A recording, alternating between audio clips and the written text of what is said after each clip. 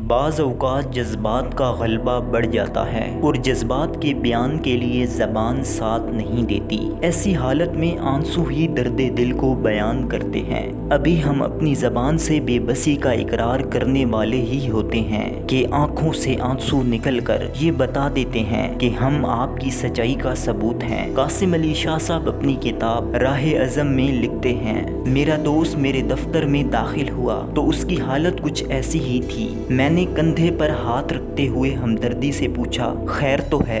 وہ بول تو نہ سکا مگر اس کے جھکے ہوئے سر کے نیچے پڑا اخبار جو اس کے آنسوؤں سے بھیگ چکا تھا مجھے اس بات سے روکنے لگا کہ ابھی یہ پوچھنے کا وقت نہیں، پہلے اس کے جذبات کچھ ٹھنڈے پڑ جائیں، پھر بات چیت کی باری آئے گی۔ تھوڑی دیر بعد وہ خود کہنے لگا، شاہ صاحب مجھے کچھ دن سے امی کی یاد بہت ستا رہی ہے۔ آج 3 سال ہونے والے ہیں لیکن ان کی جدائی کا غم روز بروز بڑھتا جا رہا ہے۔ ایک عجیب پچھتاوے اور بے چارگی کی کیفیت لیے میں جب ان کی قبر پر جاتا ہوں تو دل کو دہلا دینے والا خیال آتا ہے کہ جیتے جی ایک بات بھی نہ مانی، اب قبروں پر پھول چڑھا کر کیا ملے گا۔ یہ میرا پرانا دوست ہے، اس لیے میں اس بات سے آگاہ تھا کہ میرے دوست کی والدہ کو گزرے 3 برس ہو گئے ہیں۔ پہلے بھی وہ ان کی باتیں بتاتا رہتا تھا لیکن آج اس کی گفتگو میں آتش فشاں کا سا زور تھا۔ میں نے گرم چائے کا کپ آگے بڑھایا۔ وہ بولا کہ امی کہا کرتی تھی، بیٹا جب سے تو بڑا ہوا ہے اپنی پڑھائی اور کام میں اتنا مگن ہو گیا ہے کہ 2 گھڑی مجھے شکل بھی نہیں دکھاتا۔ تجھ سے میری کوئی فرمائش نہیں، فقط اتنا تقاضا پورا کر دیا کر کہ 2 گھڑی میرے پاس بیٹھ جایا کر۔ میں ان دنوں مصروفیت کی انتہا پر تھا۔ میں یہ سوچتا رہا اور پلان کرتا رہا کہ کل سے ان کے لیے کچھ وقت نکالوں گا، لیکن وہ کل کبھی نہ آ سکی، وہ چلی گئی۔ یہ کہتے ہوئے میرے دوست کے پھر کچھ آنسو نکل آئے۔ اس نے چائے کا کپ میز پر رکھا، بولا، شاہ صاحب کمال دیکھیے، بچہ تکلیف میں ہو تو ماں کو دعا کا طریقہ خود ہی آ جاتا ہے۔ امی کی وفات پر میری عمر 31 برس تھی لیکن تب تک ایک دن بھی ایسا نہ گزرا کہ میرے گھر آنے سے قبل میری ماں سو چکی ہو۔ آج مجھے احساس ہو رہا ہے کہ خدا تعالیٰ کا سب سے بہترین تحفہ ماں ہے۔ ماں ہی سراپے محبت ہے، ماں سدا ہماری ماں ہی رہتی ہے چاہے ہم بوڑھے ہو جائیں۔ ایک دن ہم بہن بھائیوں کو بٹھا کر کہنے لگی،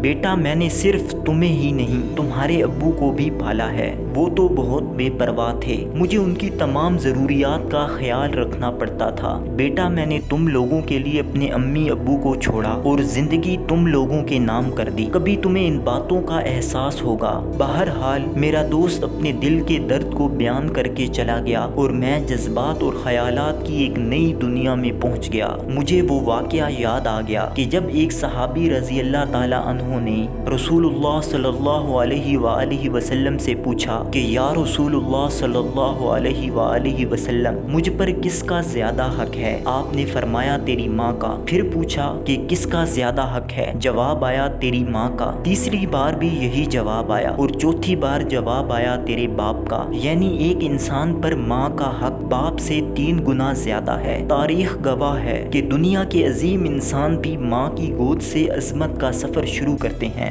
مولانا شوکت علی رحمۃ اللہ علیہ ایک دفعہ فرمانے لگے، ہماری ماں نے ہمیں زندہ رہنے اور آزادی سے زندگی گزارنے کا سبق دیا۔